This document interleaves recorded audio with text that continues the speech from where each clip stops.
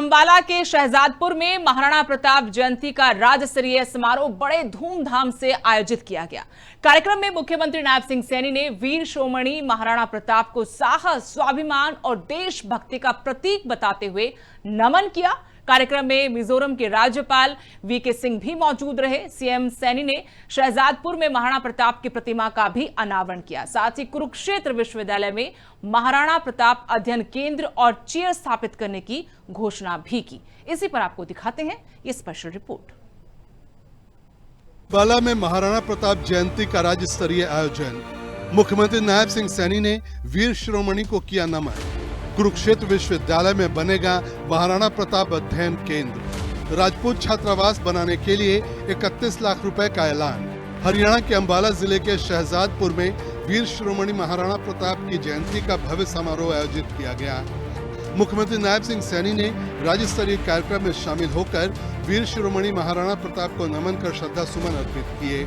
इस मौके पर मिजोरम के राज्यपाल और पूर्व सेना प्रमुख जनरल वीके सिंह की गरिमामयी उपस्थिति ने समारोह को और विशेष बना दिया।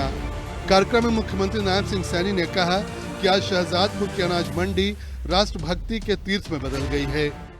आज ऐसे महानुभाव, ऐसे महान मानव को हम एकत्र करने, नमन करने के लिए साथियों यहाँ एकत्र हुए हैं, जिसका नाम लेते ही साथियों रोम रोम में देशभक्ति की लहर दौड़ने लगती है।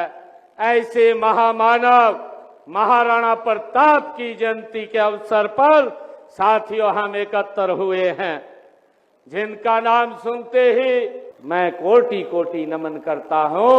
उनको दोनों हाथ जोड़ करके और शीश नवा करके प्रणाम करता हूं।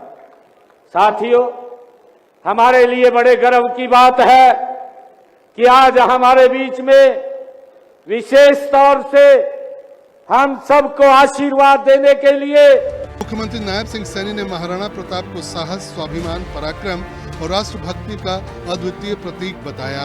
सीएम सैनी ने हल्दी घाटी के युद्ध का जिक्र किया और बताया कि 1576 का वह ऐतिहासिक युद्ध आज भी दुनिया को यह संदेश देता है कि राष्ट्र और सम्मान की रक्षा के लिए त्याग ही सच्ची वीरता है। एक अनुपम साथियों मिसाल थे।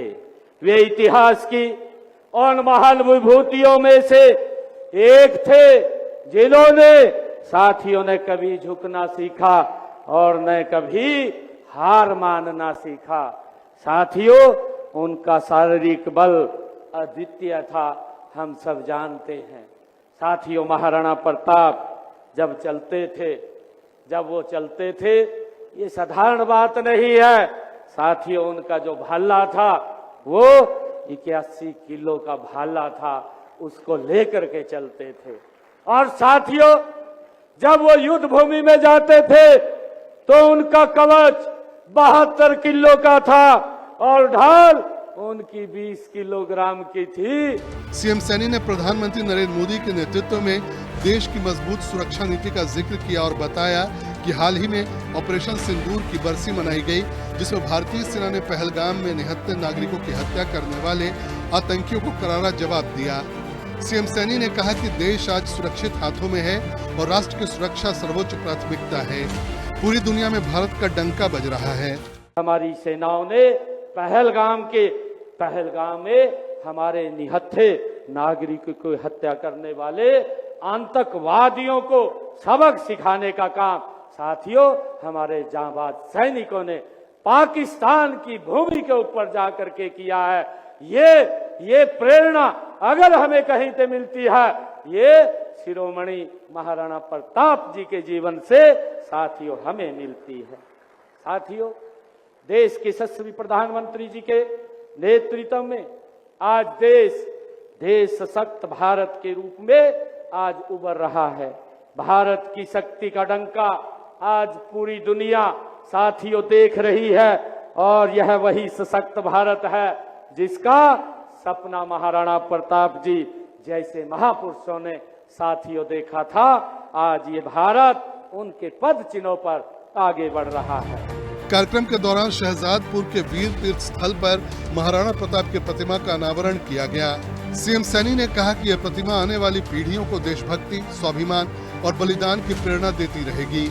इस मौके पर सीएम सैनी ने कई महत्वपूर्ण घोषणाएं भी की। कुरुक्षेत्र विश्वविद्यालय में महाराणा प्रताप अध्ययन केंद्र स्थापित होगा। विश्वविद्यालय में महाराणा प्रताप के नाम पर एक चेयर बनाई जाएगी।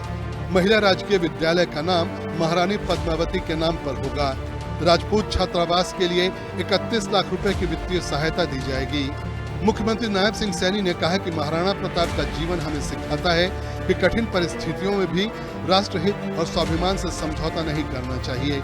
सीएम सैनी ने युवाओं से आह्वान किया कि वे इतिहास के उन महान आदर्शों से प्रेरणा लेकर राष्ट्र निर्माण में अपनी सक्रिय भूमिका निभाएं।